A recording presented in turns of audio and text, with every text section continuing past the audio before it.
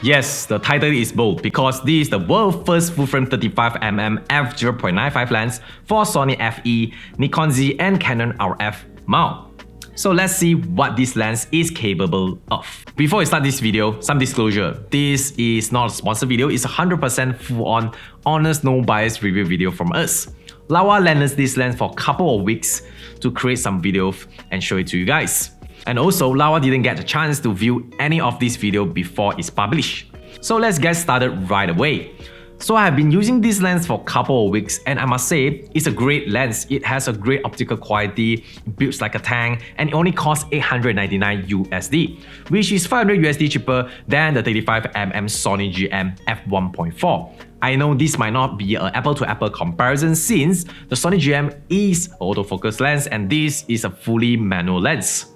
However, I think this is the best or fairest comparison I can get since they are both full-frame 35mm lens from their respective brands. Anyway, what's included in the box itself? Let me show you. So it comes with a pretty solid, well-designed box. Pretty similar to the Laowa 33mm that I have talked about before, so feel free to watch that if you haven't. In the box itself, it comes with a lens and it wraps with a plastic bag. Unfortunately, it doesn't come with the soft case like the GM series lenses. Aside from that, it also comes with some guarantee cards, manual books, and that's pretty much it. Pretty simple and straightforward. It's a pretty heavy lens. It weighs 755 grams, which is more or less like the Sony 50mm GM f1.2 or 200 grams more than the Sony 35mm f1.4 GM.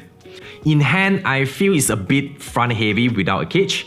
It has a filter size of 72mm, which is same as the Sony 50mm GM and bigger than the Sony 35mm GM, which is a 67mm. It has aperture rings which is the same as the Laowa August 33mm, but the good thing with this lens is there's a declic apertures which is a lifesaver and it solves the issues of stepless design from the Laowa August 33mm. Speaking of declic switch, personally I don't really like the design of it. Let me know if you agree with me in the comment section below. And also, I always feel like it kind of looks like a last minute add-on and I always think that it can do better than this. So it comes with a metallic surface, which is very different from a matte finishing from the GM series lens, but personally I prefer matte finishing when it compares to a metallic finish because matte finish has lesser fingerprint. The Laowa 35mm f0.95 lens is a fully mechanical lens, which means it's excellent for fully manual focusing. It has a very smooth focus ring and large for good grips, but the focus throw is very long. This can be an issue for full focus pull. On the flip side, you can fine-tune the focus a little bit more easier at the close range. But for me, I would rather go with a shorter throw. As for focus breathing, I think there's a negligible focus breathings with this lens. That means that you wouldn't really notice much of that zooming in and out effects. Again, this is pretty impressive because sadly the Sony GM lens has some pronounced focus breathing issue. Even the standard 35mm Sony FE f1.8 lens performs better than the GM series lens in terms of focus breathing. Anyway, the Laowa lens has a minimum focus distance of 0.5 meters, which is pretty far when it compares to other lenses. The Sony 35mm GM lens has a minimum focus distance of 0.25 meter, and the standard Sony 35mm f1.8 has a 0.22 minimum focus distance, which is pretty huge difference if you ask me. Let's talk about optical quality. In theory, this lens should be as good as the 33mm Laowa lens because they come from the same August lineup. And Laowa did mention that this 35mm was designed to offer best performance at f0.95 from the focus distance between 1 meter to infinity. So let's test it out. Sadly, I do not have the 35mm GM lens with me, so I'm not able to show you a side-by-side comparisons, but I'll just show you how this lens performs on a chart. Let's start with f0.95. Honestly, the center sharpness is pretty decent at f0.95. Same goes to the corner. You can definitely encounter some softness and some color fringing at the corner, but overall, in my opinion, it holds up pretty well when compared to other cheaper f0.95 lenses. And it's definitely usable. There's still some enough sharpness and contrast at the corner.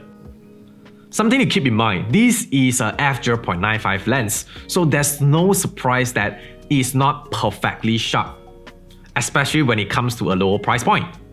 However, if you stop down to f1.2 onwards, you begin to get very impressive resolutions.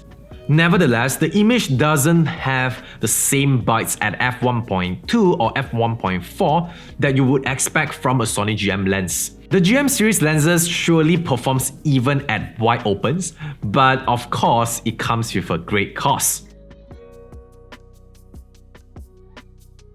When you stop down to f2.8, you will have more stable sharpness and minimal color fringing.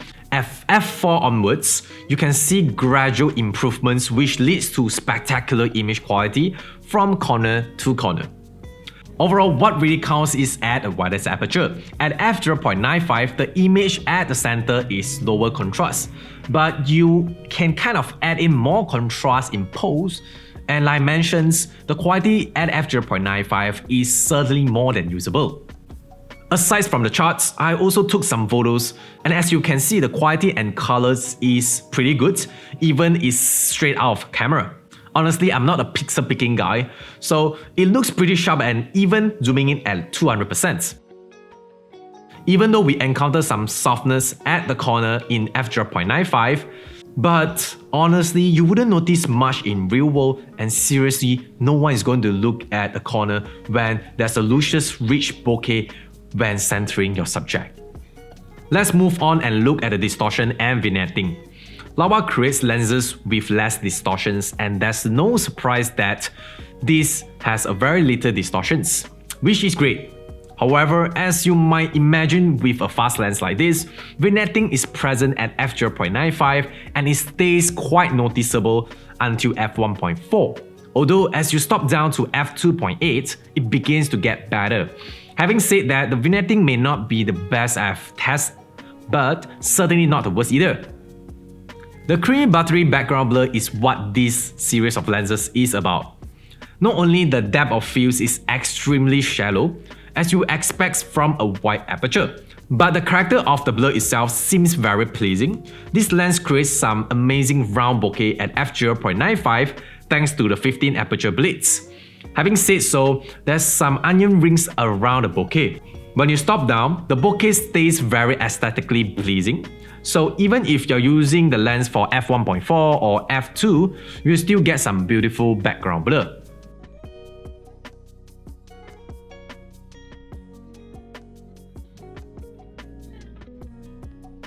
Lastly, let's talk about flare.